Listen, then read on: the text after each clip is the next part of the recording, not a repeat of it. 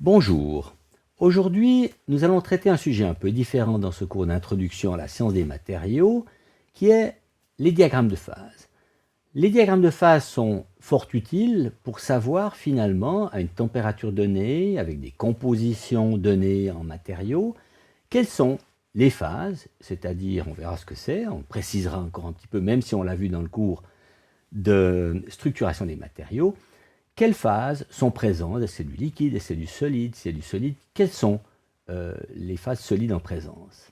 Nous aurons donc tout d'abord une petite introduction comme d'habitude, puis nous préciserons cette notion de phase et de constituant. C'est une notion qui paraît simple, mais souvent j'ai constaté que les gens faisaient une confusion entre ce qui est un constituant et ce qui est une phase. Donc nous insisterons un tout petit peu sur cette notion. Puis nous parlerons des systèmes unaires, c'est-à-dire où il y a un seul constituant, par exemple de l'eau pure ou bien du sel uniquement. Puis nous parlerons d'une règle des phases de règle des phases de Gibbs. Gibbs était un des plus grands thermodynamiciens du siècle d'avant, 19e siècle, qui a vraiment établi les fondements même de tout ce qui est la thermodynamique et de tout ce que je vais vous présenter aujourd'hui.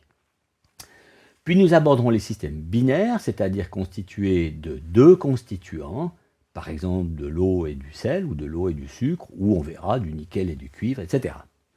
Et enfin, nous verrons une règle qui nous permet de savoir finalement, lorsqu'il y a deux phases en présence, de savoir quel pourcentage de phases il y a. Un système thermodynamique peut être composé de nombreuses choses, il est souvent très complexe et le plus souvent hors équilibre. Ça peut être la Terre entière, mais là on sait très bien qu'il n'y a pas qu'une température, qu'une pression, il y a des échanges des mouvements d'air, des échanges de température avec le Soleil, et tout le système, bien sûr, est totalement hors équilibre. Ceci dit, en géologie, on peut quand même utiliser les diagrammes de phase pour savoir, au fond, pourquoi il y a tel et tel type de minerais ou de matériaux. Le système peut être un peu plus simple comme ce verre de whisky, il est constitué de glace et d'eau, en grande partie avec de l'alcool. Et puis ça peut être, par exemple, la coulée continue des plaques d'acier. On en produit environ 1400 millions de tonnes par an par ce procédé dit de coulée continue. Vous voyez la température, et bien sûr, tout ceci, en général, est hors équilibre. Or, les diagrammes de phase décrivent l'équilibre, un système à l'équilibre. Alors on peut se poser la question de savoir pourquoi faire étudier un système à l'équilibre alors que la plupart sont hors équilibre. Eh bien, c'est parce qu'en fait, il faut partir de cet état à l'équilibre pour pouvoir décrire petit à petit, progressivement, les déviations de l'équilibre. Les diagrammes de phase sont souvent utilisés dans le domaine de la métallurgie, c'est les fondements même, je dirais, de toute la métallurgie des métaux, mais ils sont aussi utilisés en céramique pour voir la compatibilité entre différentes phases, par exemple de l'alumine et de la silice. Ils sont beaucoup plus rarement utilisés pour les polymères. Pourquoi? Parce que d'une part, c'est des molécules, comme on l'a vu, très longues, très allongées, qui sont complexes, et la diffusion est suffisamment lente dans ces systèmes pour que l'on soit très très rarement à l'équilibre, raison pour laquelle on en parle très peu. Il y a quand même certains polymères qui font par exemple ce qu'on appelle la décomposition spinodale, qui vont séparer en deux types de molécules, et ça n'apprécie pas du tout, elles se séparent. Donc ça intervient quand même aussi un petit peu, mais dans une moindre mesure. Pour commencer ce cours, allons voir dans le laboratoire d'expérimentation, enfin, si je peux appeler ça un laboratoire, dans la salle d'expérimentation, deux petites expériences qui vous montreront ce qui peut se passer lorsqu'on change de température un matériau qui fait une transformation de phase, ou lorsque l'on met deux matériaux, l'un solide, l'autre liquide en présence, et qu'il y a des phénomènes de diffusion qui vont faire diffuser l'un dans l'autre. Allons donc voir ces deux types d'expériences. Comme on va le voir dans ce cours sur les diagrammes de phase, un matériau mis par exemple en contact avec du liquide, il va se passer certaines réactions parce qu'il y a deux phases. Et donc, ce qu'il est important de savoir, c'est est-ce qu'il y a réaction entre les deux? Est-ce qu'on forme des nouvelles phases? Est-ce qu'on devient complètement liquide? Est-ce qu'au contraire, c'est le liquide qui solidifie? Ça va être un peu l'objet de ce cours.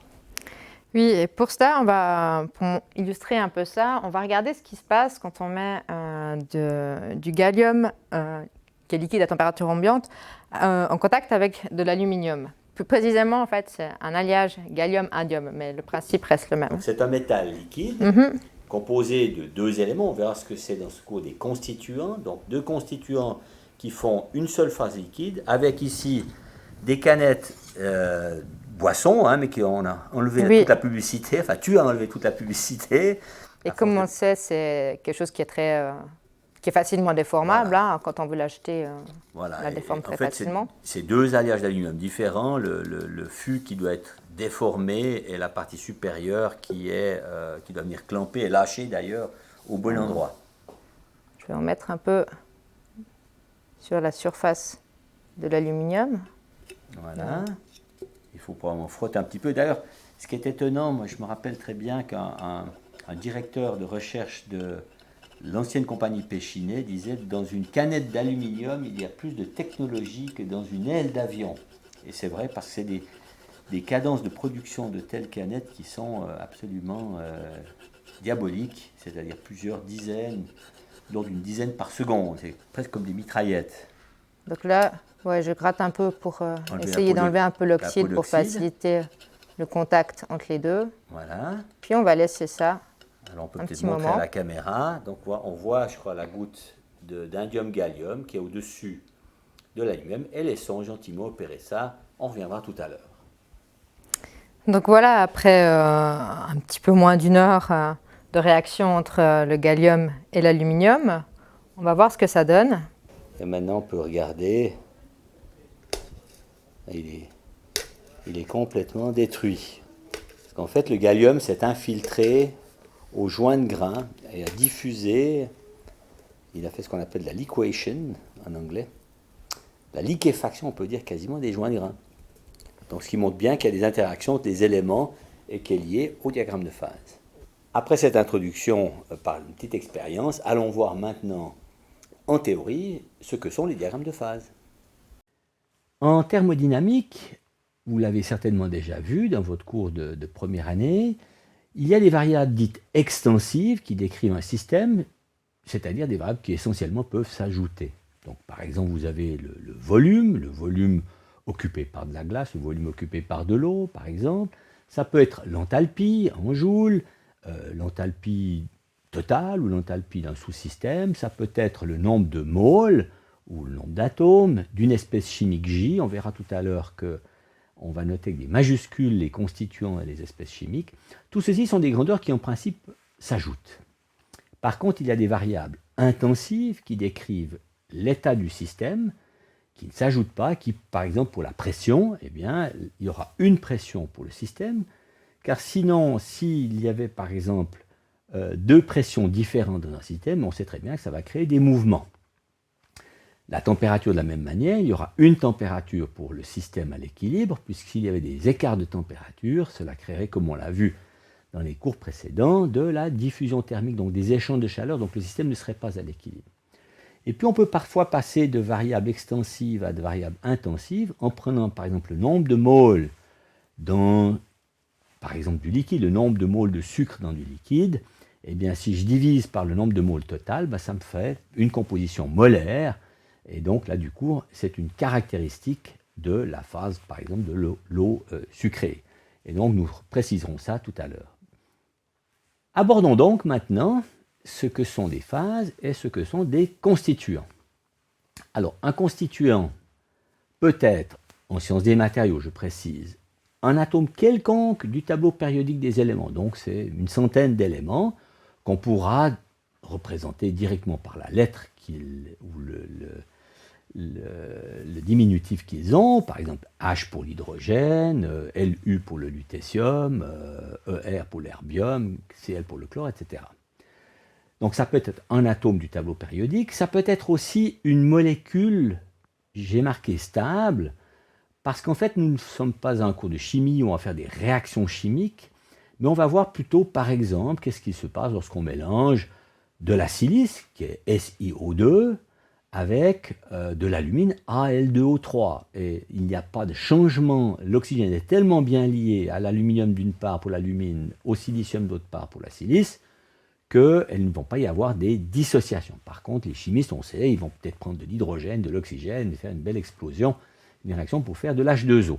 Donc pour nous, ça sera ou bien un atome du tableau périodique, ou bien une molécule stable, telle qu'un oxyde, un carbure, un silicate, etc. Les constituants, comme je l'ai dit, vont être représentés ou bien par le nom simple qu'ils ont dans le tableau périodique. On peut bien sûr aussi le représenter par SiO2. On dit voilà, ça sera mon constituant, c'est SiO2.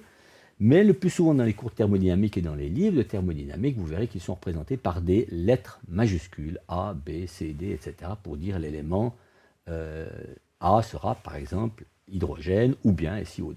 Voyons quelques exemples. Alors, avant de décrire là tout à l'heure, je vous montre ici en haut un système unaire qui est composé de l'eau, H2O, et on va supposer que cet H2O, si vous y mettez des glaçons, ne va pas se transformer. Par contre, dans le verre d'en dessous, on a pris un système binaire parce qu'il est constitué de deux constituants, d'une part de l'eau, qu'on a noté A, et d'autre part par du sucre, qui est représenté par B. Maintenant, on voit bien que ces deux verres sont pas tout à fait les mêmes. En plus, ils ne sont pas tout à fait dans le même état, puisque en haut, il y a de l'eau pure et de la glace. En bas, il y a de l'eau qui est sucrée. Alors, définissons maintenant ce que c'est qu'une phase. Eh bien, une phase en sciences des matériaux, c'est ou bien la phase liquide, ou bien une phase solide. Et quand on dit une phase solide, il faudra préciser que c'est en fait chaque cristal, et on a vu ce que c'était qu'un cristal, c'est un réseau cristallin plus un motif, eh bien, chacun de ces cristaux sera une phase séparée. Ensuite, il peut bien sûr avoir éventuellement la phase amorphe de certains matériaux, par exemple du verre, et puis bien sûr il y aurait la phase gazeuse dont on peut aussi inclure dans les diagrammes de phase, mais dont on en parlera peu, c'est une phase peu dense. Donc dans le système du haut, ici, on voit que c'est un système biphasé, unaire, parce qu'il est constitué de deux phases, la glace qui a une structure hexagonale, et puis l'eau qui est un liquide composé aussi de la même molécule H2O mais désordonnée. Alors qu'en bas, c'est un système binaire parce qu'il est constitué de deux constituants, eau et sucre, mais il est monophasé, c'est-à-dire c'est toujours que l'état liquide. Alors les phases solides sont représentées en général ou bien par des lettres grecques, alpha, bêta, gamma, ou bien carrément par la composition de cette phase pour dire, ben voilà, c'est un cristal de, par exemple, SiO2. Alors vous avez de nouveau comme exemple, en haut, un verre d'eau, mais cette fois, on a triché un petit peu parce qu'elle n'est pas saturée, mais ce n'est pas très important, donc il n'est pas à l'équilibre, stricto sensu. Mais c'est un système toujours binaire, puisqu'il est composé d'eau et de sucre. Mais si vous rajoutez énormément de sucre dans l'eau, il faut en rajouter vraiment, vraiment beaucoup, eh bien vous allez saturer l'eau et avoir la présence d'eau sucrée, qui est toujours une phase, avec deux constituants, et puis du sucre encore solide, hydraté. Donc c'est un système binaire et biphasé.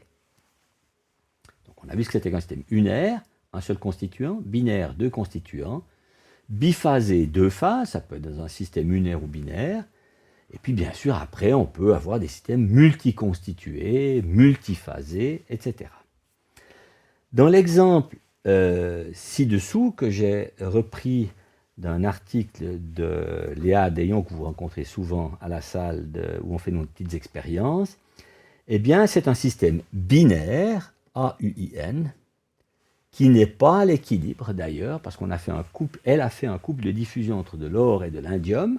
On laisse diffuser les éléments et il va se former des nouvelles phases. Alors c'est toujours un système binaire, mais qui est cette fois plusieurs phases pendant la transformation.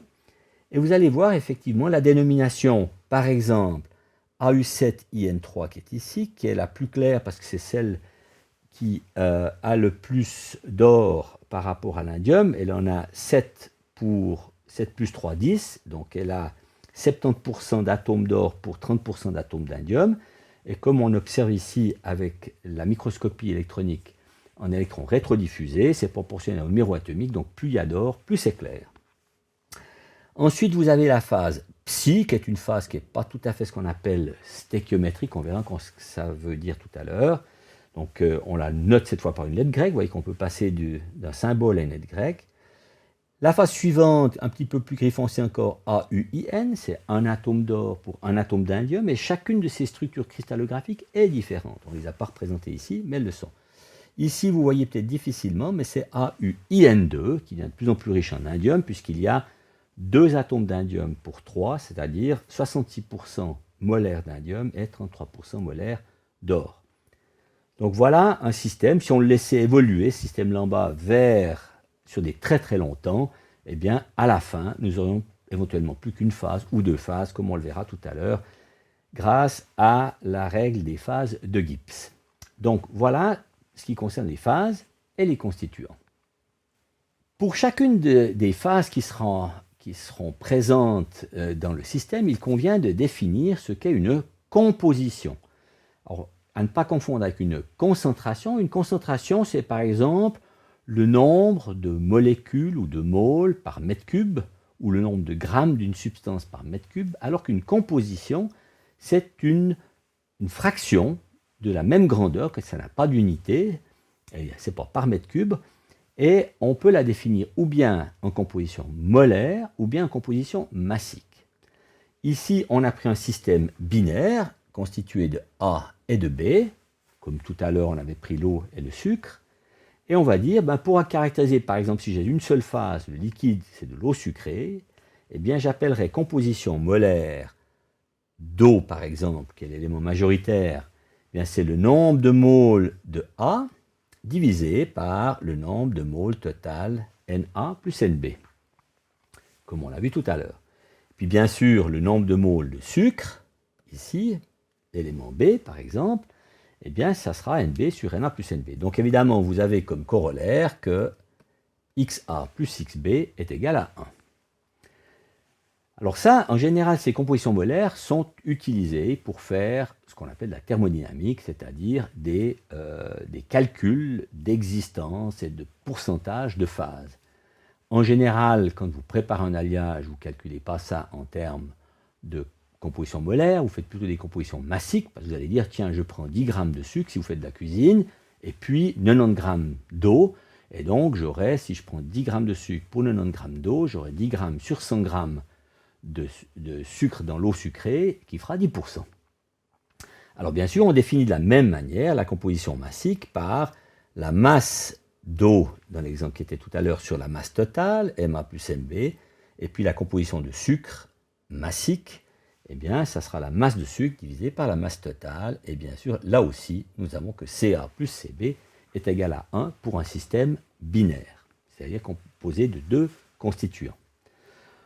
L'élément majoritaire est appelé le solvant, et puis les éléments qu'on rajoute en plus ou moins grande quantité à cet élément de base, on appelle ça des éléments de soluté. C'est une définition, ce n'est pas spécialement important dans le cas qui nous préoccupe.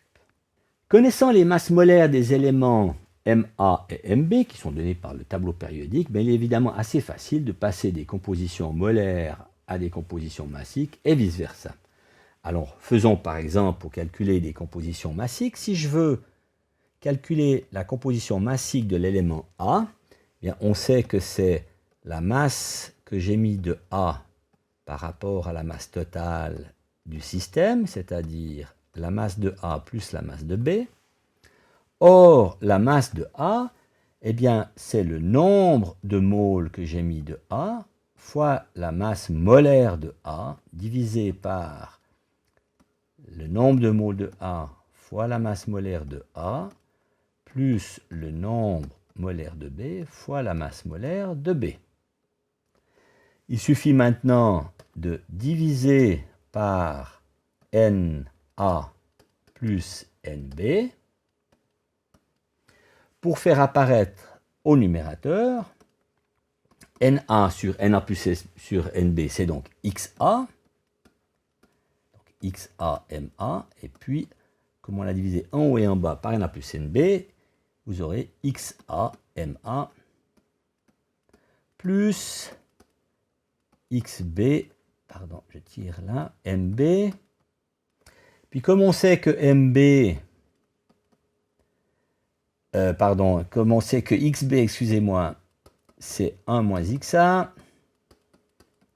et on peut remplacer là-dedans et obtenir XA MA sur XA MA plus 1 moins XA MB.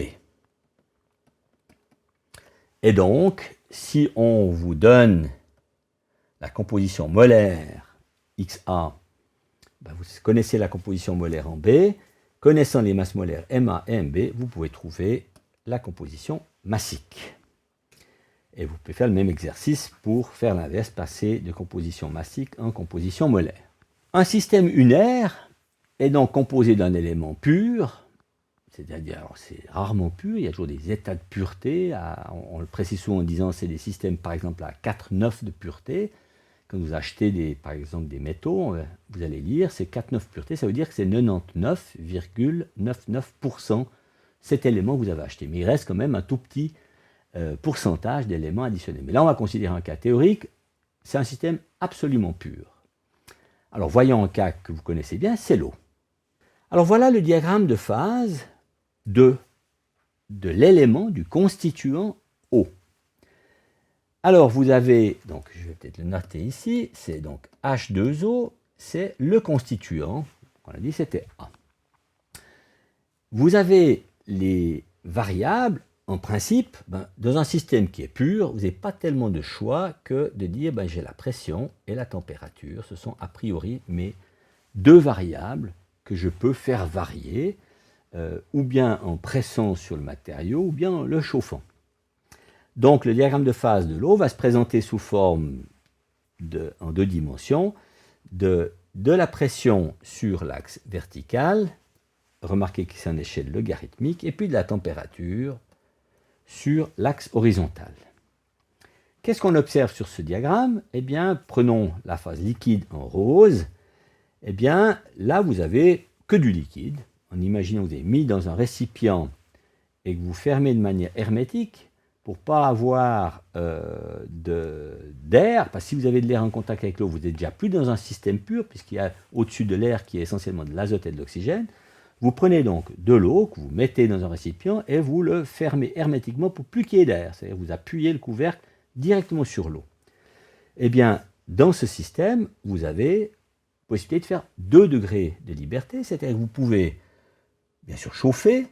Ça sera cet axe-là, horizontal. Vous pouvez chauffer cette eau en maintenant le couvercle dessus. Vous pouvez appuyer très fort sur le couvercle pour faire de la pression hydrostatique et monter. Vous allez rester avec de l'eau sous votre couvercle. Maintenant, si donc on avait deux variables et nous avons toujours 2 degrés de liberté, il n'y a qu'une phase présente, c'est le liquide.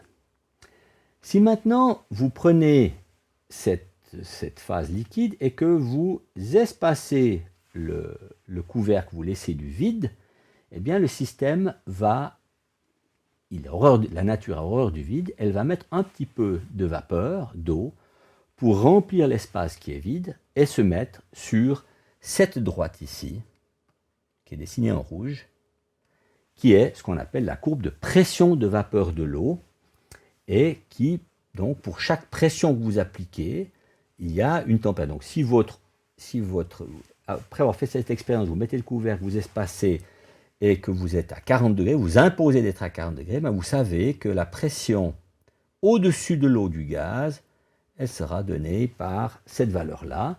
Puis si vous mettez à 100 degrés, eh bien vous savez que vous êtes ici, c'est la température dite d'ébullition ou d'évaporation. C'est comme ça qu'on a calé le 100 degrés Celsius. C'est l'équilibre qu'il y a entre le liquide et la phase vapeur de l'eau.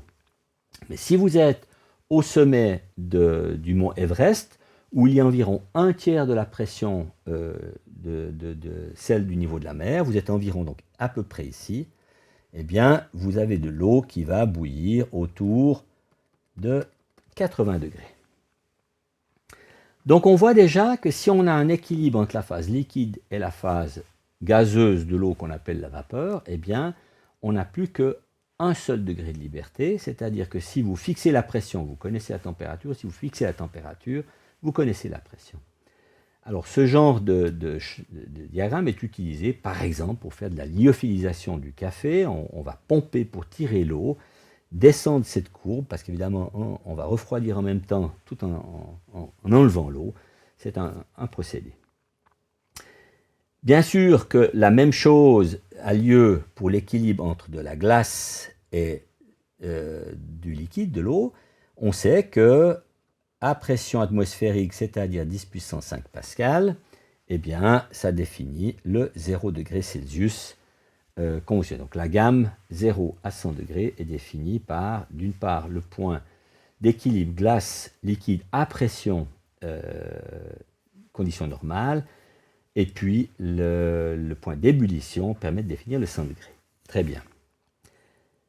Ceci dit, on voit que la courbe de pression de vapeur ici, elle est très inclinée, c'est-à-dire qu'un changement de pression va fortement changer la température, alors que pour les deux phases condensée, glace et liquide, eh bien, cette courbe est beaucoup moins sensible et on a une très légère dépendance de la température. Ceci dit, ça n'est pas idéal d'avoir défini le 0 degré de cette manière, puisque c'est dépendant de la pression. À noter que ça n'est de loin pas la seule phase que l'on connaisse dans l'état solide de l'eau, donc la glace, c'est ce qu'on appelle la glace 1, mais il y a d'autres phases à très haute pression, ici par exemple la glace 3, il y en a encore tout un nombre là-bas en haut. Maintenant, quand vous avez l'équilibre entre la glace, le liquide et la vapeur, vous avez ce que l'on appelle trois phases en présence, et là, vous n'avez plus de degré de liberté, c'est ce qu'on appelle aussi un invariant, qui n'est pas très loin du 0 degré, mais qui n'est pas exactement sur le 0 degré, puis qui a une pression de l'ordre d'environ 1 kPa. Et ça aurait été très utile de définir comme unité qui aurait permis de définir ceci sur d'autres planètes, par exemple. Donc voilà le diagramme de phase de l'eau. On résume. Lorsqu'il n'y a qu'une seule phase en présence, 2 degrés de liberté, ici, ou là, ou là. Lorsqu'il y a deux phases en présence, il n'y a plus qu'un seul degré de liberté, on est sur une courbe et non plus sur une surface. Et puis lorsqu'il y a trois phases en présence, on est sur un point, donc il n'y a pas de degré de liberté, c'est un invariant. Cette petite courbe, on l'a déjà vue lorsqu'on a traité les propriétés thermiques des matériaux, je ne vais pas y revenir trop longtemps là-dessus. Si vous extrayez par exemple de la chaleur d'un système avec une variation d'enthalpie par unité de temps spécifique, donc des watts par kilogramme, des joules par kilogramme et par seconde, eh bien si vous regardez l'eau, vous êtes dans une phase vapeur ici, eh bien à pression fixée, eh bien vous allez descendre, vous allez condenser avec ce grand palier de condensation qui doit prendre toute la chaleur lors de la condensation, puis le refroidissement de l'eau. Donc là, de nouveau, on voit que c'est un invariant à pression fixée, puisqu'il n'y a plus qu'une seule variable, c'est la température, puisque la pression est fixée. Eh bien, quand on arrive sur deux phases en présence, là, c'est que de la vapeur, là, c'est que du liquide. Entre les deux, on a les deux phases qui sont en présence, et il faudra donc être à température constante, en tout cas en théorie, dans un système unaire. Le liquide, on peut faire de nouveau revailler la température, puis quand on arrive sur le point de congélation pour faire le solide, là de nouveau, on va rester au 0 degré, tant qu'il y a équilibre entre le liquide qui est ici et la glace qui est là. Puis à la fin, quand tout est glacé, eh bien, on peut de nouveau reprendre notre chemin dans le diagramme de phase du système eau. Pour résumer, vous avez ici, donc pour un système unaire composé d'un matériau pur, eh bien, on a vu que s'il y a une seule phase en présence, il y a 2 degrés de liberté, parce qu'il y a deux variables, on peut changer la température, la pression à laquelle cette phase se trouve. C'était le cas de la glace toute seule, de l'eau toute seule ou de la vapeur. Avec deux phases en présence, il y a toujours deux variables, la température et la pression, mais il y a une contrainte, c'est-à-dire que cette grandeur qu'on appelle l'énergie libre de Gibbs de la substance A dans une des phases, par exemple le liquide, par atome ou par mole, doit être égal à cette énergie, la même énergie, dans par exemple la phase gazeuse. Si ce n'était pas le cas, il suffirait de transférer des atomes, des moles, du liquide dans la phase gazeuse pour par exemple gagner ou perdre de l'énergie. Donc il faut que cette énergie, que vous verrez peut-être un peu plus en détail en thermodynamique, c'est une forme d'énergie qui dépend de la pression et de la température, eh bien, puisque ça introduit une contrainte, deux variables moins une contrainte, ça laisse plus qu'un seul degré de liberté. Avec trois phases en présence, eh bien, vous avez toujours ces deux variables, la température et la pression, mais il y a deux contraintes, c'est-à-dire l'une, celle qu'on a vue tout à l'heure, par exemple que l'énergie libre du solide est égale à l'énergie du liquide, mais celle-ci doit être égale à l'énergie de la troisième phase, ici la vapeur. Donc ça vous fait en fait deux égalités à respecter, donc deux contraintes, donc deux variables moins deux contraintes égale 0 degré de liberté. Ceci nous permet maintenant de généraliser ce que l'on appelle les règles de phase de Gibbs à un système quelconque composé de plusieurs phases et de plusieurs composants. En effet, pour un système multicomposé, ces règles vont être assez faciles à généraliser en partant du principe de ces contraintes et du nombre de variables qu'on a au départ. Regardons un exemple. Nous avons ici pris un système qui est représenté par cette grande zone bleue. Alors on pourrait imaginer que c'est du liquide, dans lequel il y aurait par exemple de la glace, du sucre, du sel, plusieurs phases. Et on a donc supposé qu'il y avait NC constituants et N phases en présence. Alors regardons tout d'abord quelles sont les variables à disposition. Eh bien, les variables, il y en a toujours deux, c'est la température et la pression du système, qui encore une fois doit être la même pour toutes les phases, sinon on aurait des problèmes d'échange de chaleur ou de quantité de mouvement. Et donc, pour chacune des phases, par exemple la phase 1 qu'on a notée alpha, eh bien il y a la composition de cette phase en élément A, puis en élément B, etc. jusqu'à NC-1, puisqu'on a NC constituants. Et pourquoi NC-1? Parce que l'on sait que la somme des XJ pour J allant de 1 à NC est égale à 1. Donc, évidemment, si par exemple on va donner les compositions des solutés, et la composition du solvant, ça sera 1 moins la somme de toutes les autres compositions des éléments additionnels. Donc il y a NC-1 composition de chacune des phases, et comme j'ai n phases, à noter que la composition de la phase solide, par exemple rose, n'est pas nécessairement égale à la composition de la phase 1 en bleu. Donc au total, nous avons 2 plus NC composition par phase fois le nombre de phases, 2 plus n phases fois NC-1. Si maintenant nous regardons les contraintes, les contraintes, c'est qu'effectivement, si vous avez plusieurs phases en présence, et que vous vouliez que s'il y a des échanges, par exemple de l'élément A, entre la phase 2 et la phase 1, bien, il devrait y en avoir autant qui reviennent dans l'autre sens, c'est-à-dire qu'il y a un équilibre de l'élément A, et pour ce faire, eh bien, il faudra que, c'est plus tout à fait les énergies libres molaires, c'est ce qu'on appelle les potentiels chimiques, c'est un petit peu comme si vous mettiez, le nom potentiel vous rappelle certainement quelque chose d'électricité. Si vous mettez en contact du 200 volts avec du 100 volts, eh bien, deux sources de tension, il va se passer des choses, alors que si elles ont la même tension, eh bien, il n'y a pas de problème. Donc ici, on définit, je peux le définir, mais mu, par exemple, d'un élément J, eh bien, on va prendre l'énergie libre de tout le système divisé par on ajoute un tout petit peu d'élément J, toute chose étant gardée égale, y compris les autres compositions. Mais ceci, il n'est pas nécessaire de le retenir, mais sachez que simplement, c'est un peu l'équivalent de l'énergie libre molaire du système pur, mais pour un système multiconstitué. Donc, ce que l'on avait tout à l'heure pour l'énergie libre molaire, maintenant je l'écris pour des potentiels chimiques, et donc quand on a toutes ces phases en présence, donc j'aurai que l'élément J, ou le constituant J, il devra avoir le même potentiel chimique dans la phase alpha, dans la phase bêta, etc., jusque dans la phase n phase. Combien d'égalités avons-nous? Eh bien, n phase moins 1, contrainte. Et ça doit être valable pour chacun des éléments présents dans le système, donc ça doit être multiplié par nc.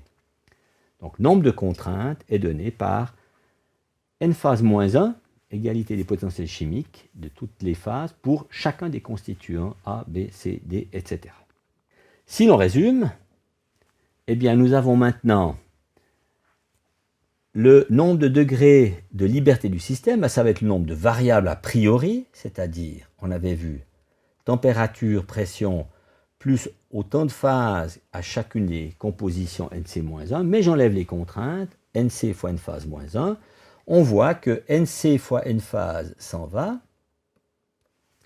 et donc que l'on a 2 plus le nombre de constituants moins le nombre de phases qui représente effectivement le nombre de degrés de liberté d'un système multiconstitué et multiphasé. Voyons si ça fonctionne dans quelques petits cas.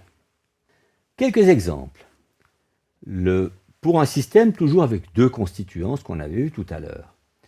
La pression est fixée, parce que souvent on travaille à pression atmosphérique, donc déjà ça m'enlève une variable. J'ai plus que la température. Avec ceci, il reste la température qui est ce 1 qui figure ici.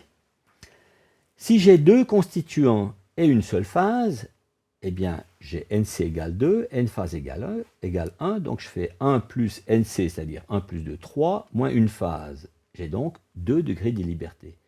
Quels sont ces degrés de liberté maintenant? C'est bien sûr la température, et puis la composition.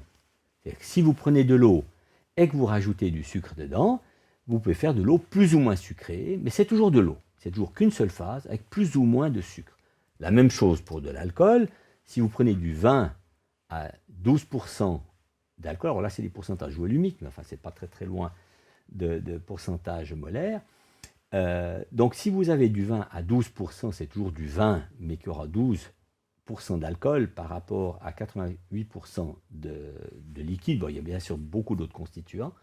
Et puis vous pouvez avoir des vins qui sont un petit peu plus d'alcool, par exemple des vins à 14%, 15% certains, etc. Vous pouvez changer la composition à température ambiante et c'est toujours du vin ou c'est toujours du liquide. Maintenant, si toujours à pression fixée et toujours pour un système binaire, vous avez 2 phases en présence, on fait le même calcul, 1 plus NC égale 2 moins N phase égale 2, donc il n'y a plus qu'un seul degré de liberté. Ça veut dire quoi? Ça veut dire que la température étant fixée, par exemple, pour une température que vous fixez, eh bien, la composition des phases en présence, par exemple de l'élément B, vu que l'élément A, ça sera 1 moins XB, dans la phase alpha sera donnée, et pas nécessairement d'ailleurs égale, à la composition de l'élément B dans la phase bêta, mais elles sont fixées. C'est-à-dire que vous prenez la température, les 2 compositions sont déterminées. Enfin, toujours pour le système binaire, la pression fixée et 3 phases en présence, il n'y a pas de degré de liberté. C'est ce qu'on appelle un invariant. On retrouve un invariant avec ces 3 phases en présence, mais en ayant en plus fixé la pression, ce qui n'était pas le cas du système lunaire. Alors maintenant, avec ces notions de base, on peut essayer de comprendre les diagrammes de phase des systèmes binaires. Alors on va prendre comme premier exemple, toujours un petit peu pour favoriser la compréhension, on va prendre un système simple, on va prendre non pas de l'eau et du sucre, mais de l'eau et du sel. Et pour ce faire, allons dans la salle d'expérience, voir une toute petite manip que nos ancêtres faisaient pour refroidir de l'eau et de la glace en dessous du 0 degré, afin de faire par exemple des crèmes glacées. Rendons-nous donc dans la salle. Pour étudier, avant d'étudier les diagrammes de phase de systèmes binaires, on va faire une petite expérience avec un système binaire qui est l'eau, H2O, plus du sel de cuisine, NaCl.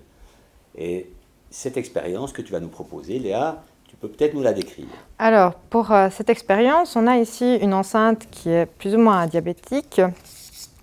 Et à l'intérieur, on a... On peut sortir peut-être le...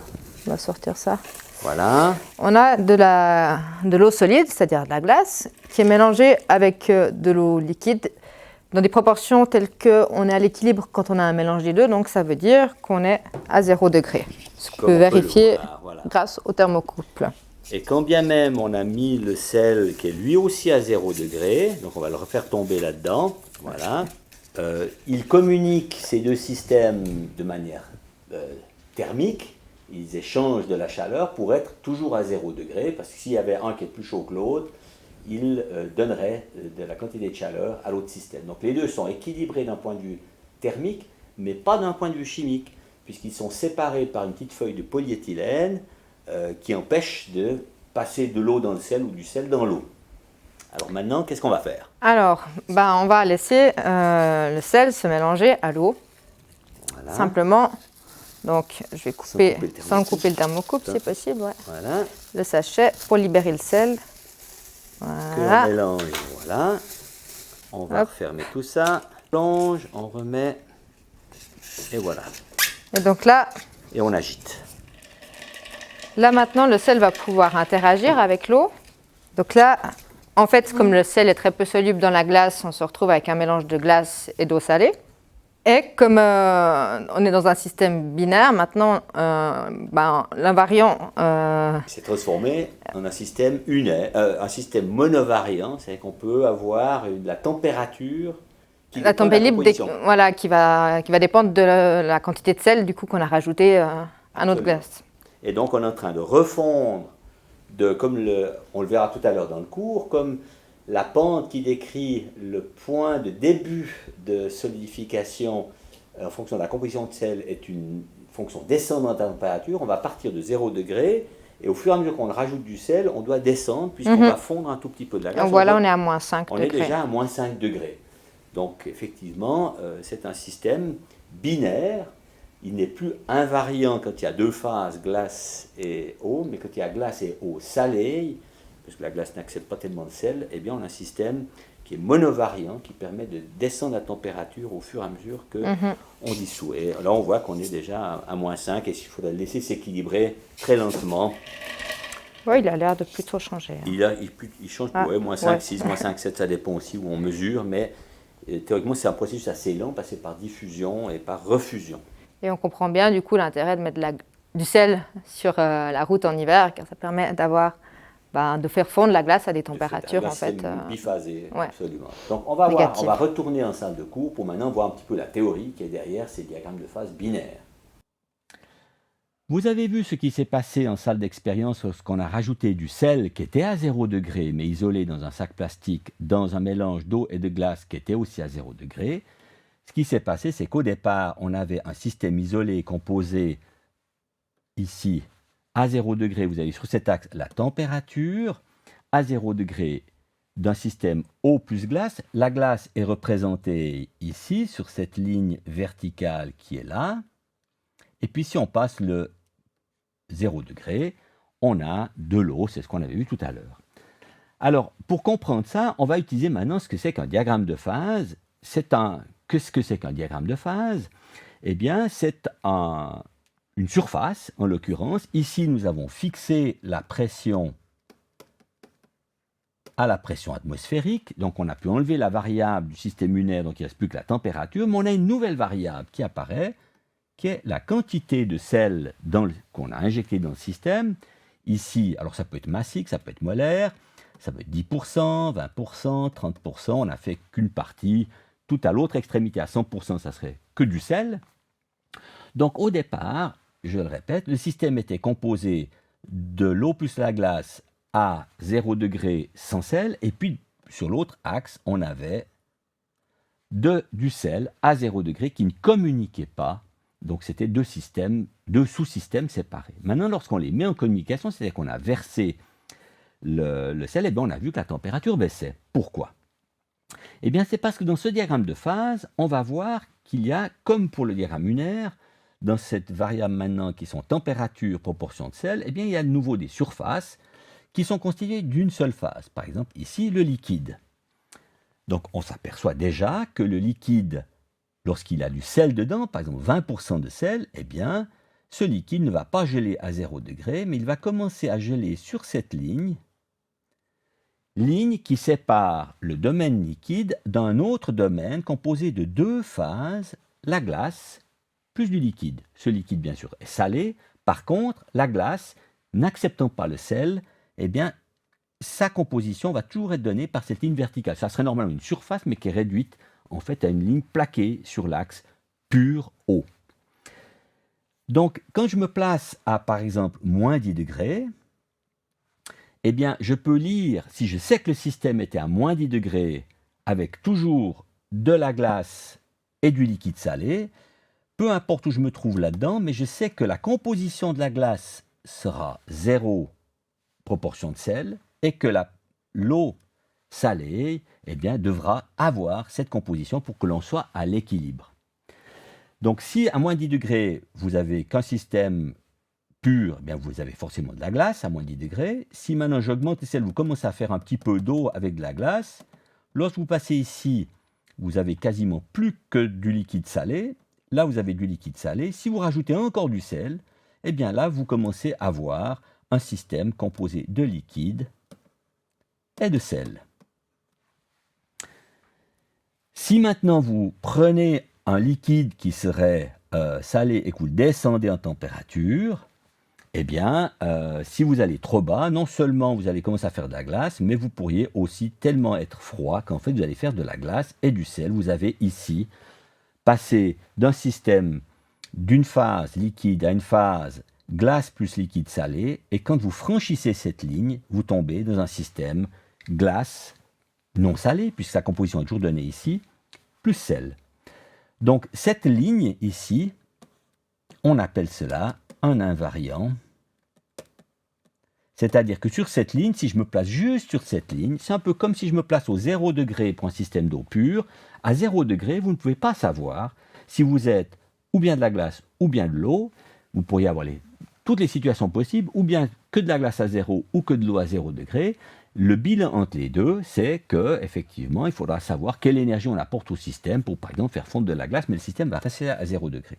Et bien, sur cette ligne-là, c'est la même chose. Vous avez juste au-dessus de la glace et du liquide salé, et juste en dessous de la glace et du sel.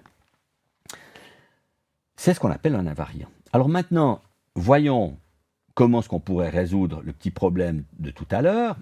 Eh bien, il est schématisé ici. Donc, on avait l'état initial, je le répète, c'était de l'eau et de la glace à 0 degré auquel on a rajouté du sel. Et imaginons maintenant que j'ai attendu suffisamment longtemps pour que le thermomètre indique une température fixe. Par exemple, celle-ci, moins 12 degrés. J'ai attendu des temps très très longs en supposant que le système n'échangeait aucune énergie, chaleur avec l'extérieur. Donc, c'est un système dit adiabatique. Eh bien, en supposant que lorsqu'on a atteint l'équilibre, il me reste toujours un petit peu de glace avec de l'eau qui est salée, eh bien cette eau salée, par définition, elle doit avoir cette composition. Alors comment trouver l'état d'équilibre du système sous ces hypothèses donc adiabatiques et à la fin il me reste un peu de glace et de l'eau salée? Eh bien j'ai deux inconnues. L'une, je ne sais pas la température finale, a priori je ne la connais pas, ça dépendra peut-être de la quantité de sel que vous rajoutez, et de glace et d'eau bien sûr au départ. Et puis, il va y avoir, lors de ce processus, une partie de la glace va fondre. J'ai appelé ça MGF, masse de glace qui va fondre. Puisque vous connaissez la composition, vous savez que la glace n'admet pas de sel et puis que la composition du liquide est donnée ici, eh bien, par cette ligne qu'on appelle un liquidus de l'alliage, eh bien, cette composition qui est fixée par le diagramme de phase à une température que vous ne connaissez pas encore, eh bien, elle est donnée en massique par la masse de sel, divisée par la masse de liquide qu'il y avait initialement, plus la masse de liquide qui est venue de la glace qui a fondu, et puis bien sûr la masse de sel qui intervient pour qu'on soit cohérent pour la composition du liquide. Ça vous fait une première équation, c'est que ceci, cet inconnu, est lié à la courbe de liquidus. Puis la deuxième équation, eh bien, c'est au fond un bilan thermique qui vous dit que si le système est adiabatique, c'est-à-dire que ici j'ai 0, eh bien, la masse de glace fondue fois la chaleur latente, ici L, de fusion du matériau, il y a un signe moins parce qu'il a fallu fournir de l'énergie, eh bien, tout ceci va contribuer, peut être fourni que par un refroidissement de tout le système. Alors, j'ai marqué masse totale, c'est-à-dire la glace, l'eau salée, etc., avec une chaleur spécifique, j'ai appelé chaleur spécifique équivalente totale, parce que c'est plus simple que de détailler vu qu'elles n'ont pas tout à fait les mêmes valeurs dans de l'eau et de la glace. Et puis tout le système a passé de 0 à une température T qui est négative, donc cette grandeur-là, je vous le rappelle, va être positive, et donc ça nous permet d'avoir la deuxième équation qui permet de trouver les inconnus que sont la température et la masse de glace fondue. Avec ces notions, vous comprenez aussi maintenant pourquoi, en mettant du sel sur les routes, eh bien, en ayant un tout petit peu de glace à cette température, en rajoutant du sel, eh bien, on peut avoir de l'eau salée fondue et non pas de la glace, ce qui permet de dégeler les routes. Vous comprenez aussi qu'au Canada, où la route serait à moins 25 degrés, il est inutile d'ajouter du sel, puisque ça va rester, autant mettre du gravier sur les routes. Et puis vous comprenez aussi pourquoi mes grands-parents, probablement vos arrière-grands-parents, lorsqu'ils n'avaient pas de congélateur, eh bien, utilisaient de la glace naturelle trouvée dans les glacières, par exemple, avec de l'eau, le mélanger et du sel, pour, par exemple, faire des sorbets. Voyons maintenant ce qu'il en est de quelques diagrammes de phase, et alors, ils peuvent être bien sûr très compliqués, mais je vais essayer de vous montrer comment ces diagrammes de phase fonctionnent, d'abord en partant de systèmes extrêmement simples, puis on verra que des systèmes plus compliqués peuvent au fond se subdiviser en systèmes très simples. Alors, un des diagrammes de phase les plus simples, c'est le système, par exemple, constitué de nickel et de cuivre. À l'état liquide, en rose, le nickel est complètement soluble dans le cuivre liquide et le cuivre liquide dans le nickel liquide. Donc vous avez ce qu'on appelle une solution liquide. La solution solide qui est indiquée ici va vous référer tout à l'heure sur autre chose. Donc dans cet état, les deux, on dit, j'ai comme la même manière que je dis c'est de l'eau sucrée, c'est une solution sucrée, avec un certain pourcentage de sucre, eh bien, à haute température, ici par exemple, vous pouvez mettre autant de cuivre dans le nickel que de nickel dans le cuivre, vous allez toujours être à l'état liquide. Très bien. Si ça représente le point de fusion de l'élément A, en l'occurrence le nickel, eh bien vous savez, puisqu'on a, j'ai peut-être pas mentionné, mais on a pression fixée de nouveau. Donc les deux variables, comme tout à l'heure pour la glace, eh bien j'ai deux variables, c'est-à-dire la variable composition de l'élément B et la variable température. La pression serait sur un troisième axe perpendiculaire à la tablette. Donc, vous savez, pour un système tel que un système binaire, si j'ai fixé la pression et qu'il y a deux phases en présence, le solide et le liquide, eh bien, la température est absolument fixée. C'est ce qu'on a vu dans le système unaire glace-eau, par exemple, à pression de 10 puissance 5 pascal. Donc, en l'occurrence, ça sera pour le nickel la phase cubique à face centrée qui serait ici, en dessous de la température de fusion de A, et puis c'est le liquide en dessus de TF de A, température de fusion de A. La même chose pour le cuivre qui est ici, en dessous de cette température, il est solide avec la même structure, par exemple cubique à face centrée, puis au-dessus, il est liquide. Alors on pourrait se dire, bon, si je prends 50% de l'élément A, 50% de l'élément B, bon, la température de fusion pourrait être donnée par la moyenne arithmétique, c'est-à-dire ça serait cette interpolation linéaire très grossière que j'aurais fait ici. Ça n'est pas le cas. En effet, si je fixe une température telle que celle-ci, ce que nous dit la règle des phases de Gibbs, c'est que puisqu'on a deux phases en présence, la structure solide, ici on a supposé cubique face centrée, et la structure du liquide, la phase liquide, eh bien cela nous dit qu'on n'a plus qu'1 degré de liberté, c'est-à-dire que si la température est fixée, eh bien la composition du solide et la composition du liquide sont données, mais ne sont pas forcément égales. Donc ici vous avez la composition du solide qui est donnée par XBS pour la température que vous avez choisie, et puis ici vous avez la composition du liquide pour la composition choisie, T0, mais ne sont pas égales. Alors, le lien qu'il y a entre ces deux, c'est-à-dire la composition du solide et la composition du solide, cette droite-là, ça s'appelle une conode. En anglais, une tie line, ça veut bien dire que ça lie les deux compositions. Vous ne pouvez pas les choisir indépendamment. À cette température, la composition des deux phases est fixée, parce qu'elles n'ont pas de degré de liberté. Donc, cette ligne qui marque le début de, si vous prenez un alliage, cette composition qui va marquer le début de la solidification, puisqu'on parle liquide-solide, eh bien, cette ligne va marquer le début de la transformation de phase en un solide. Ça s'appelle le liquidus, c'est ce qui est en contact avec liquide. Et puis, ce qui va marquer la fin de la solidification, ça sera le solidus, c'est-à-dire que la solidification démarre au liquidus et se termine au solidus. Voilà, on reverra tout à l'heure ces notions quand on étudiera la règle des leviers. Alors, encore une petite chose, c'est que donc si on a vu que la droite horizontale, c'est une conode ou une tie line, une droite verticale, c'est-à-dire pour une composition donnée, par exemple, j'avais pris 50%, eh bien, ici, ça sera ce qu'on appellera l'intervalle de solidification. Et en fait, contrairement à un système pur où on voit que la solidification a lieu à une température fixe, on l'avait vu pour l'eau, eh bien, un alliage binaire va avoir tout un intervalle de solidification plus ou moins grand suivant le diagramme de phase où il est ici liquide, là il est solide, et puis entre les deux il est partiellement liquide, partiellement solide, et à chaque température les deux compositions sont fixées. Voyons un exemple.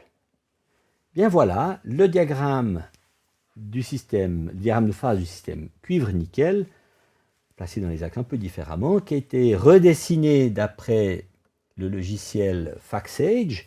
Il y a pas mal de logiciels de thermodynamique qu'on trouve maintenant qu'on peut acheter dans le commerce. Certains, vous pouvez même directement voir les diagrammes les plus simples directement sur votre ordinateur, si vous tapez FactSage sur votre ordinateur. Et ici, j'ai repris en mettant un peu les notations en français et puis en mettant des choses un tout petit peu plus explicites pour que vous le voyez. Donc, les domaines monophasés, vous le voyez ici. Voilà le liquide. Ça sera en général marqué ici. Ça va jusqu'à la première ligne qui est ici, qui est le liquidus. Et puis l'autre domaine monophasé, solution solide cubique à face centrée. En effet, le nickel et le cuivre ont la même structure cristalline. Et donc, ceci, c'est le solidus. Vous voyez que l'intervalle de solidification, c'est-à-dire ce petit fuseau, est assez mince, est assez étroit. Et donc, ici, vous avez le point de fusion du cuivre pur, là, le point de fusion du nickel pur, et la composition en molaire. Donc, là, il faudra toujours faire attention de voir si c'est molaire ou massique. Des fois, on trouve les diagrammes de phase aussi représentés sous forme de concentration, de composition massique. Vous voyez que je fais des fois le lapsus. Voilà donc pour un système. Alors là, on parle de solution solide, parce qu'en fait, vous pouvez vraiment mettre autant d'un élément B dans le A que de A dans le B. Ils sont complètement miscibles. C'est-à-dire que si vous prenez la structure cubique à face centrée du cristal, eh bien, aléatoirement, sur un des sites du cristal, ça pourra être du cuivre, parfois du nickel, et vous ne savez pas, a priori, c'est vraiment, on a mélangé ces deux espèces chimiques. On voit là tout en bas, il y a quelque chose qui apparaît, qu'on va voir, avant de l'expliquer, on va le voir sur la diapositive suivante. Ben, vous savez très bien que si vous prenez, par exemple, de l'eau et de la graisse, par exemple, qui est dans de la viande, pour faire un bouilli, concrètement du bouillon, eh bien, vous le chauffez à haute température, votre liquide semble homogène. Et puis, quand vous descendez la température, qu'est-ce que vous voyez? Vous voyez tout d'un coup des yeux de graisse qui se forment à la surface du liquide, et donc il y a une séparation vous aurez un liquide très riche en eau avec très peu de graisse, et puis des yeux de graisse avec très peu de liquide. Ils ne sont pas spécialement miscibles, l'huile et l'eau. Ben, c'est ce qu'on appelle un gap de miscibilité, c'est-à-dire qu'à haute température, typiquement, vous aurez du liquide dans l'échelle TXB, et donc vous pouvez mettre les éléments l'un dans l'autre. Pourquoi? Ben parce qu'il y a beaucoup d'entropie, tout est très agité, et donc par conséquent, ils ont envie de faire le maximum de désordre pour minimiser le terme -TS. Bref, si maintenant vous descendez ce liquide en température, bien tout d'un coup, à une certaine température, il va y avoir d'émission. Alors on peut le voir ou bien comme deux phases finalement. Moi je le vois plutôt comme une seule phase, mais qui a vraiment deux compositions déterminées, c'est-à-dire une composition d'un liquide L1 avec une composition faible, par exemple l'eau avec la graisse, essentiellement de l'eau, et puis la graisse avec un petit peu d'eau dedans qui serait XBL2. C'est une zone de démiction. Alors ça peut bien sûr se passer aussi à l'état solide, et à ce moment-là, on va parler souvent bien sûr de gap de miscibilité, mais on va aussi parler souvent de ce qu'on appelle une décomposition spinodale, c'est-à-dire que les deux systèmes vont se séparer. En refroidissant, tout d'un coup, ils vont faire une séparation de phase entre les deux, mais il s'agit toujours de la même phase, c'est-à-dire que c'est toujours, par exemple ici le liquide, ça sera toujours par exemple la structure cubique à face centrée. On revient sur notre diagramme cuivre-nickel, eh bien, à température ambiante, c'est-à-dire environ 300 et quelques Kelvin, eh bien ici, vous pouvez mettre un petit peu de nickel dans le cuivre, il va être aléatoirement réparti. Vous pouvez mettre un peu de cuivre dans le nickel, il va être aussi aléatoirement réparti. Mais si vous venez dans cette zone, il y a au fond une décomposition avec deux phases cubiques à face centrée.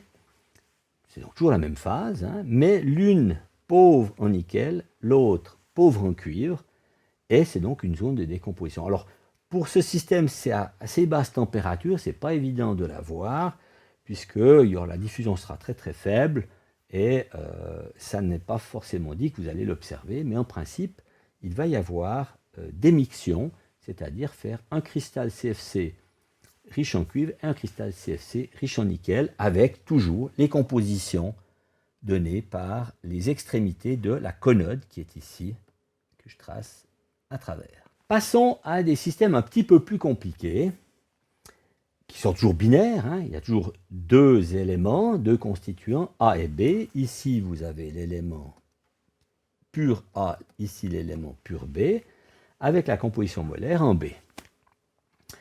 Alors vous voyez un diagramme qui a l'air extrêmement compliqué, mais en fait on va essayer de le décomposer. Ici pour l'élément pur A, on va supposer que l'élément A, quand on le refroidit, au point de fusion, ATFA, il passe dans une structure cubique à face centrée, par exemple. Alors, un exemple, cubique à face centrée. L'élément B, pur B, par contre, lui, va aussi solidifier, mais au point TFB, mais il n'aime pas la phase cubique face centrée, puis il adopte une autre structure, par exemple pour un métal, on va dire cubique centré. On verra tout à l'heure un exemple.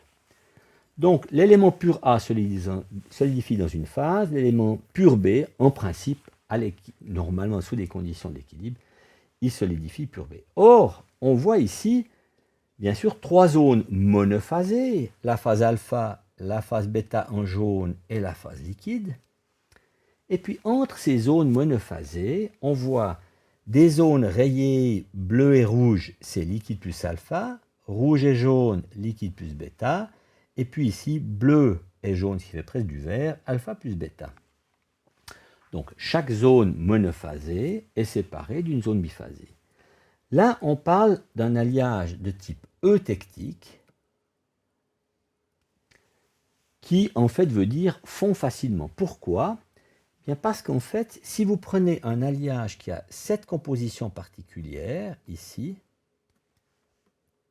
on va l'appeler X eutectique, et bien vous remarquez qu'il commencerait à fondre, et en fait il a une température unique de fusion, qui est ce point-là, là derrière, on a du liquide. Inversement, si on solidifie du liquide à cette composition, on n'aura que pour cette composition, pour la composition moyenne XE, on aura la transformation que le liquide se transforme en alpha plus bêta à T eutectique, comme un métal pur. Alors, ce sont des alliages qui sont intéressants ou des compositions intéressantes parce que, d'une part, le point de fusion est plus bas que le point de fusion et de A et de B, et puis, d'autre part, eh bien, ils n'ont pas d'intervalle de solidification et qui peuvent créer un certain nombre de problèmes. Alors, bien sûr que lorsque l'on est, si vous remarquez cette partie du diagramme de phase, c'est comme tout à l'heure, ce qu'on a vu pour une solution solide, c'est-à-dire que si vous mettez à cette température, là, c'est une zone monophasée alpha. Au-delà, ça serait une zone monophasée liquide. Et entre les deux, eh bien, si vous prenez un alliage qui a cette composition à cette température, eh bien, les compositions du solide alpha et du solide et du liquide de l'autre côté sont données par, de nouveau, le liquidus et le solidus d'alpha. Donc ça, on parlera de liquidus, je ne vais pas écrire tout, liquidus d'alpha. Et puis, bien sûr, là, ça sera le solidus d'alpha.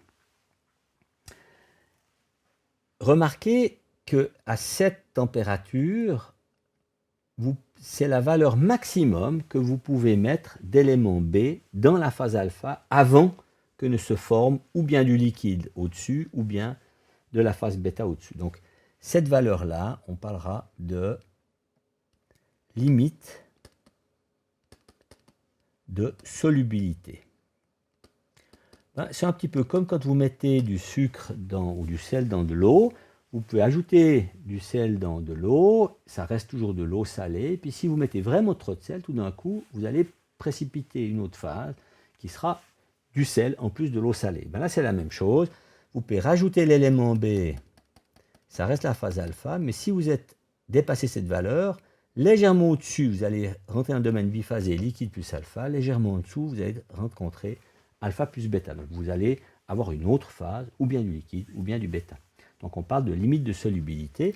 Et là, ça sera la limite de solubilité, vue dans ce sens-là, de l'élément A dans l'élément B pour la phase bêta.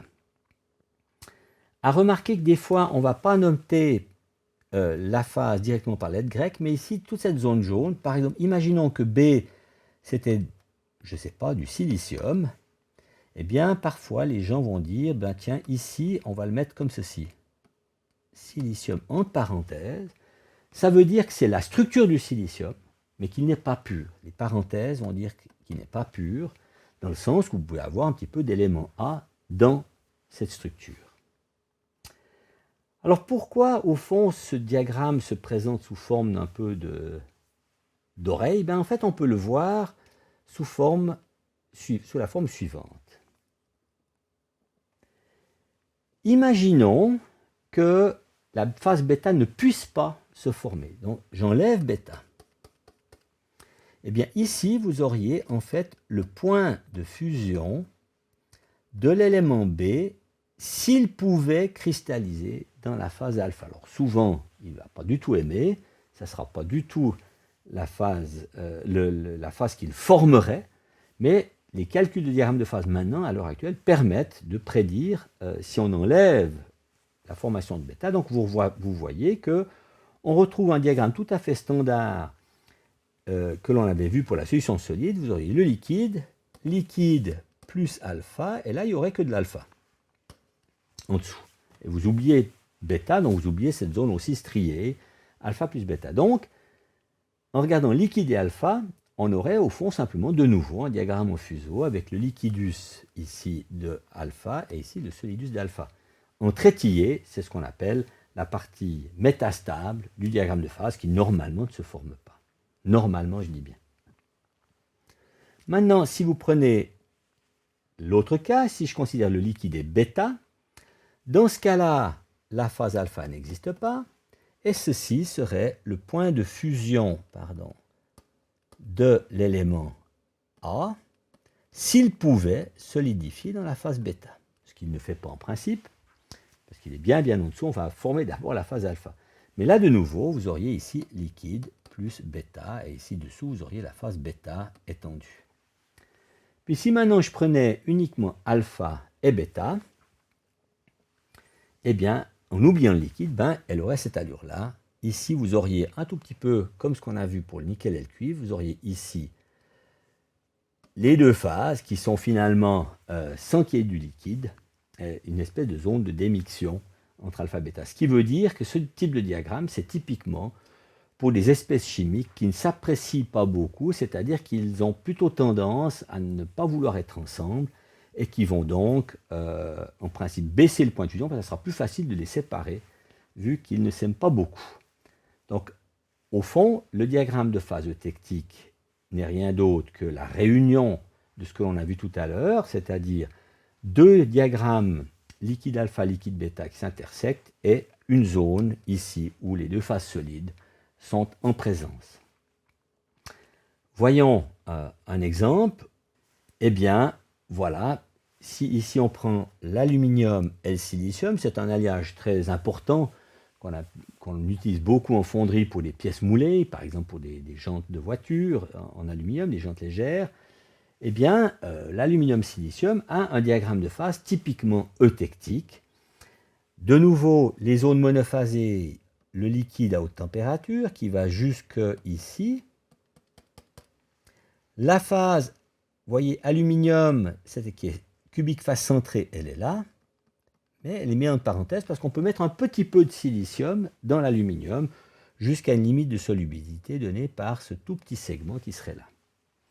La phase silicium elle-même, c'est la structure diamant. Si vous vous rappelez, la structure diamant, c'est cubique à phase centrée aussi, mais avec un motif, un atome en 0, 0, 0 et un atome en 1 quart, 1 quart, 1 quart. Et la phase silicium, en fait, elle est là. Elle est sur cette... Elle n'accepte pas... Pardon, c'est pas très bien dessiné. Voilà, elle est là tout sur le bord. C'est quasiment du silicium pur parce que le silicium, à l'état solide, n'aime pas l'aluminium. Donc, à l'état liquide, on est là. La phase cubique phase centrée de l'aluminium, elle est là. La phase silicium, c'est juste cette droite ici. Puis entre deux, on a des zones biphasées. Liquide plus silicium, j'ai marqué diamant pour bien préciser sa structure. Ici, je ne l'ai pas marqué, mais cette petite zone ici, ça sera aluminium CFC plus liquide. Et puis là en bas, dans cette zone, sous cette barre horizontale, c'est aluminium CFC plus silicium diamant. Voici la composition eutectique où ici, le liquide à XE, qui est environ une douzaine de pourcents molaire ou massique, c'est presque la même chose. À XE, vous auriez que le liquide se transforme en aluminium CFC avec un tout petit peu de silicium dedans, plus silicium diamant à une seule température. Maintenant, l'invariant eutectique, c'est toute cette droite ici en rouge, c'est-à-dire on sait que sur cette droite, ici horizontale, il y a trois phases en présence, exactement, c'est un invariant, exactement comme on a vu tout à l'heure pour l'eau, c'est-à-dire que si vous êtes par exemple à pression fixée, vous êtes avec de l'eau et de la glace à 0 degré, vous savez que vous êtes à 0 degré, vous ne pouvez pas connaître combien il y a de glace à 0 et combien il y a de liquide à 0, ça va dépendre de l'extraction, de combien vous avez mis de glaçons à 0 et combien d'eau à 0. Bien là, c'est la même chose. Sur cette droite, vous ne pouvez pas savoir quel pourcentage de phase il va y avoir, contrairement aux zones biphasées. Pourquoi? Parce que si vous êtes à cette température eutectique plus un epsilon au-dessus, bien ici vous êtes liquide plus silicium, juste en dessous, vous êtes aluminium plus silicium. Et donc, en principe, sur la droite, vous pourriez avoir liquide plus silicium et aluminium. Et donc, un alliage de cette composition-là, il va effectivement avoir les trois phases qui coexistent juste à cette température. De la même manière, ici en dessous, vous êtes aluminium plus silicium et en dessus, aluminium plus liquide. Donc l'invariant, c'est toute la droite horizontale, mais on convient de dire que la composition eutectique, c'est celle correspondant à ce point de rencontre où on a uniquement liquide qui se transforme en aluminium plus silicium. Mais sur toute la droite horizontale, les trois phases coexistent. Deuxième exemple, un type péritectique, eh bien, de nouveau, des zones monophasées, l'élément A et l'élément B à haute température constituent la phase liquide. L'élément pur A va se solidifier à TFA, l'élément pur B va se solidifier à TFB, mais cette fois, la grande différence, c'est que vous avez vu tout à l'heure, si je reviens juste en arrière, c'est que la composition du liquide qui était ici, qui nous donne XL à la température TE, elle est située entre X, je vais dire de la phase, mettons bêta, à la température TE, en l'occurrence bêta c'est la phase silicium, silicium-diamant, et puis l'autre phase solide, X alpha à la température TE, pas beaucoup de place, de cette composition, donc le liquide est entre deux. Ça c'est typique d'un eutectique. Eh bien, ici, vous constatez une chose différente, c'est que sur cet invariant qui est ici, eh bien, c'est la ligne horizontale, eh bien, la composition du liquide, en l'occurrence, elle est à l'extérieur, on peut se rappeler ainsi, en périphérie de la composition de alpha et de la composition de bêta sur l'invariant. Donc, vous aurez dans le cas présent, X, L à T, alors on appelle cette température péritectique, elle est plus grande, mais elle pourrait être de l'autre côté, que X bêta à T pair, qui est elle-même plus grande que X alpha à T pair. Bien sûr, quand j'ai noté juste comme ça, c'est pour l'élément B. Je m'excuse, il faudrait marquer l'élément B. Donc, la phase dans un système péritectique, les deux phases solides sont d'un côté et la phase liquide est de l'autre. Ça pourrait être bien sûr l'inverse, mais elle n'est pas au milieu, elle n'est pas entre deux. Et en fait, la solidification, la phase bêta, va se former en périphérie de la phase alpha lorsqu'on va, par exemple, solidifier un alliage qui a cette composition, qu'on appelle composition péritectique. Ici, j'ai X péritectique. Eh bien, si vous prenez cet alliage, il va à la température T pair pour X péritectique, vous aurez que le liquide plus alpha va se transformer en bêta. Alors vous allez me dire, oui, mais c'est pas vrai, parce que si je continue, il revient en alpha, il y a aussi un petit peu d'alpha, c'est vrai, mais en fait, cette zone ici peut être de formes très différentes, ça peut être comme ça peut être comme ça, comme on le verra tout à l'heure. Alors de nouveau, un tel diagramme dit péritectique, où la composition du liquide est à l'extérieur des deux compositions du solide, eh bien, peut s'analyser en termes de trois diagrammes de phase. Si je prends liquide plus alpha en faisant l'hypothèse que B pourrait solidifier dans la phase alpha, vous auriez TF de B s'il pouvait solidifier dans la phase alpha. Mais vous voyez que ici, vous avez liquide plus bêta. Il a, au lieu de l'eutectique aller dans l'autre sens, et bien là, il va toujours à peu près dans le même sens. Et là, vous auriez donc TF de A s'il pouvait solidifier en bêta. Et puis, vous avez le domaine alpha plus bêta qui serait ici s'il n'y avait pas de liquide, qui pourrait même s'étendre là au-dessus. Un exemple, eh bien évidemment, un exemple très très classique, c'est les aciers, c'est-à-dire à faible carbone. Ici, vous avez la composition molaire en carbone en pourcent. Eh bien, voilà l'invariant péritectique, il est là. Ici, vous avez cette zone monophasée qui est la structure cubique centrée qu'on appelle aussi ferrite, fer, qui a un petit peu de carbone dedans. Ici, vous avez l'austénite, fer, c'est-à-dire cubique face centrée, qu'on appelle aussi gamma. Et c'est tout le domaine monophasé qui est là. Vous avez le liquide qui est au-dessus.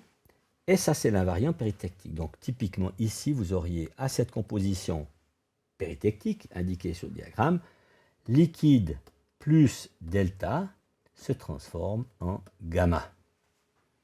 Diagramme très important pour les aciers, puisque la compétition des deux phases, ferritico-sténitique, va donner des aciers très très différents. On va, pour terminer un peu ce cours, voir maintenant encore quelques extensions. Alors d'abord, je vous montre ici que les diagrammes de phase ne s'appliquent pas qu'aux métaux, mais les céramiques en font aussi usage. Par exemple, ici, vous allez avoir l'équilibre entre de la silice, SiO2, et de l'alumine, Al2O3. Donc vous voyez qu'on peut, non pas des fois mettre juste un élément, mais on peut mettre une molécule relativement indissociable. Et en fait, ce diagramme qui a l'air un petit peu compliqué, si vous regardez cette partie ici, on voit clairement que c'est un eutectique, puisque ici, j'aurai que du liquide va se transformer en, d'une part, SiO2, donc l'existence de la phase SiO2 solide du quartz, il est là, c'est juste cette ligne. Le liquide, il est toujours à haute température, ça va jusqu'ici, etc. Et puis la phase Al2O3, elle a un domaine d'existence très petit, il est juste là.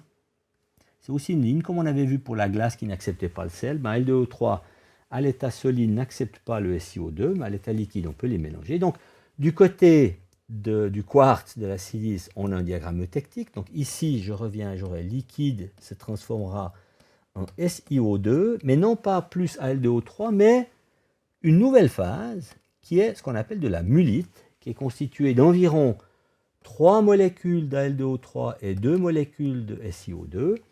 Et ce domaine est aussi un domaine monophasé.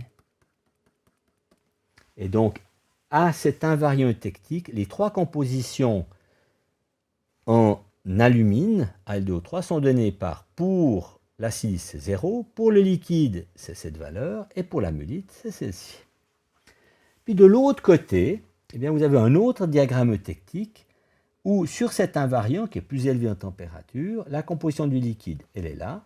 La composition de l'alumine, c'est 0 en silice, puisqu'on est à pur alumine. Et puis la composition de la mullite est ici. Et donc, vous voyez ce cas particulier, c'est que liquide plus mullite, je l'ai indiqué, c'est le domaine biphasé coexistant du liquide et de la mullite. C'est ça, mais c'est aussi ce petit triangle qui est juste ici, au-dessus de cette eutectique. Donc il est de part et d'autre. Donc on voit, ça a l'air d'être un diagramme compliqué, mais déjà on comprend qu'il peut se décomposer en 2 diagrammes simples, d'une part un eutectique à gauche, d'autre part un eutectique à droite. Il y a des diagrammes qui sont intéressants, par exemple pour l'électronique, c'est des semi-conducteurs, GASB par exemple. Eh bien, voilà son diagramme de phase. Il ressemble passablement tout à l'heure à ce que l'on a vu pour la mullite, c'est-à-dire qu'il y a une nouvelle phase qui apparaît au milieu, qui s'appelle GASB. Mais cette phase, contrairement à la mullite où il y a comme une certaine extension de solubilité, c'est-à-dire qu'on peut faire un tout petit peu varier le pourcentage d'alumine autour de 3 et de SiO2 autour de 2, c'est-à-dire environ 60, 3 cinquièmes et 2 cinquièmes, eh bien, on peut un peu la faire varier. Attention, ici, c'est des compositions massiques, donc c'est pour ça qu'on n'est pas exactement à 60%. Eh bien, ici, c'est une phase qui est totalement stéchiométrique, c'est-à-dire qu'elle n'a lieu que pour 50%. Il faut un atome de Ga pour un atome de Sb, ce qui d'ailleurs n'est pas facile à réaliser pour faire croître des monocristaux de GASB, parce qu'il faudrait être exactement pile sur cette composition et pas en dévier. Sinon, on va aller du côté ici liquide plus GaSb, de la même manière que de ce côté-là. Donc des deux côtés où vous basculez vers 2 phases et puis vous risquez de terminer la sulfication ici. Voilà la phase Sb, voilà la phase gallium.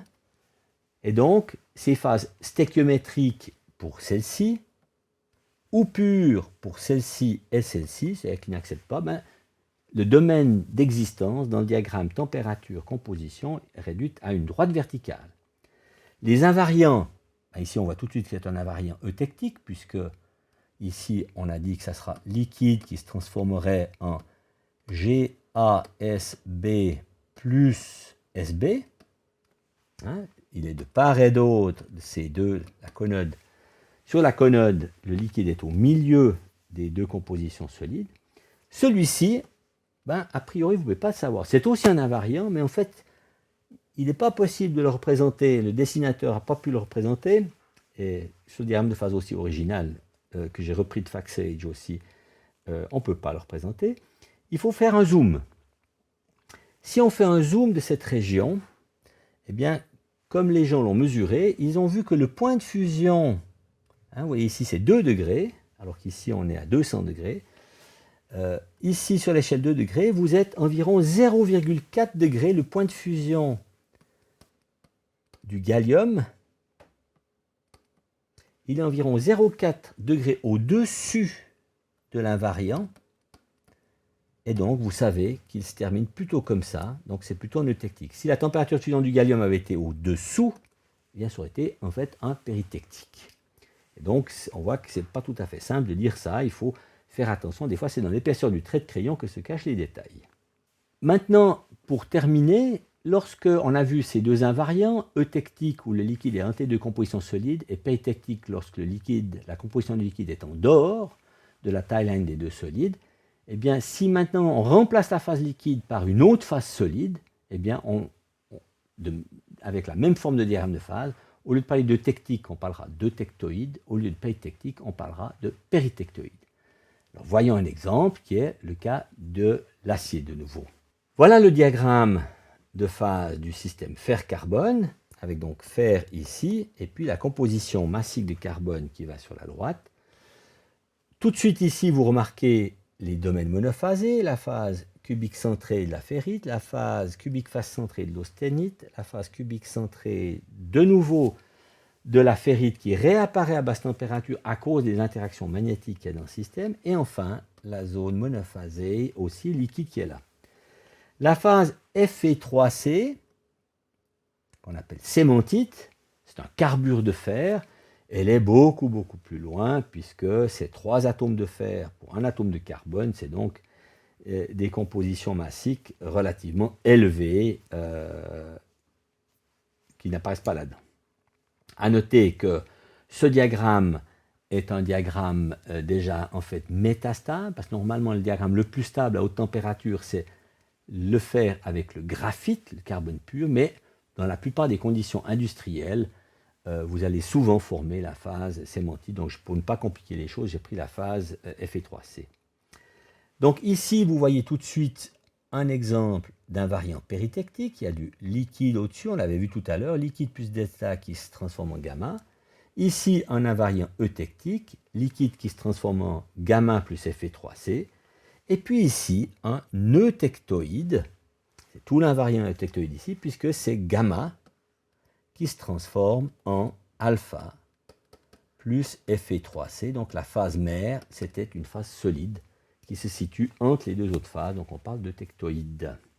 Pour terminer, comment se passe la solidification d'un système binaire? Eh bien, un système binaire, on le sait, c'est que à pression fixée, c'est un invariant, on doit s'arrêter au 0 degré pour faire de la glace, puis après on peut refroidir la glace.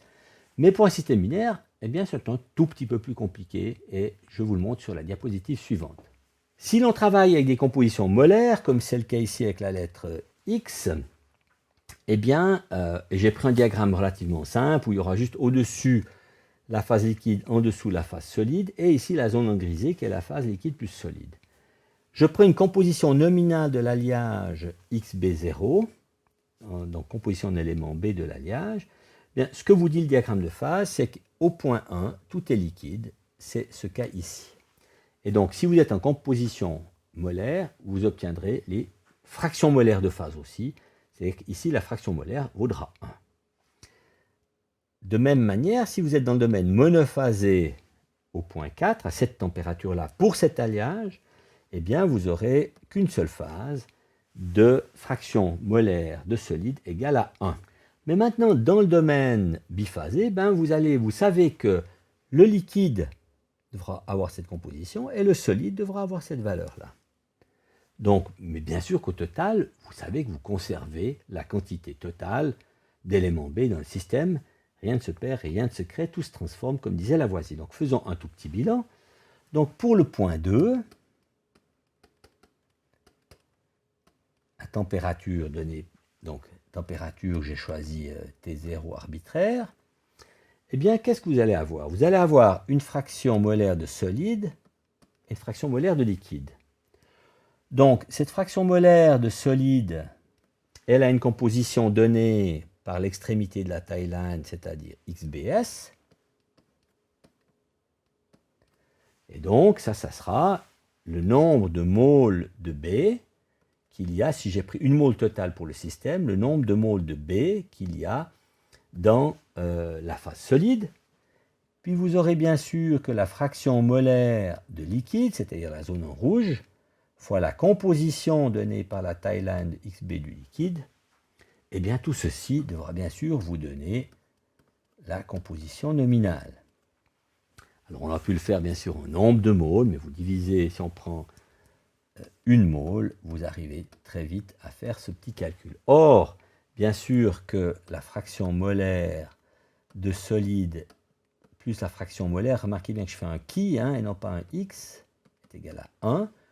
Donc vous remplacez qui L par 1 moins qui S, et vous aurez donc qui S fois XBS plus 1 moins qui S fois XBL est égal à XB0. D'où qui S sera égal, eh bien, vous prenez celui-ci et celui-ci. Donc vous aurez XB0, alors je vais changer les signes, enfin ça fait XB0 qui était à droite, moins le XBL divisé par XBS moins XBL. En d'autres termes, si j'inverse aussi les signes, je pourrais faire XBL moins XB0 sur XBL moins XBS. XBL moins XB0, c'est ce segment ici, B, XBL moins XB0. Puis XBL moins XBL, eh bien, c'est tout ce segment-là, c'est A plus B.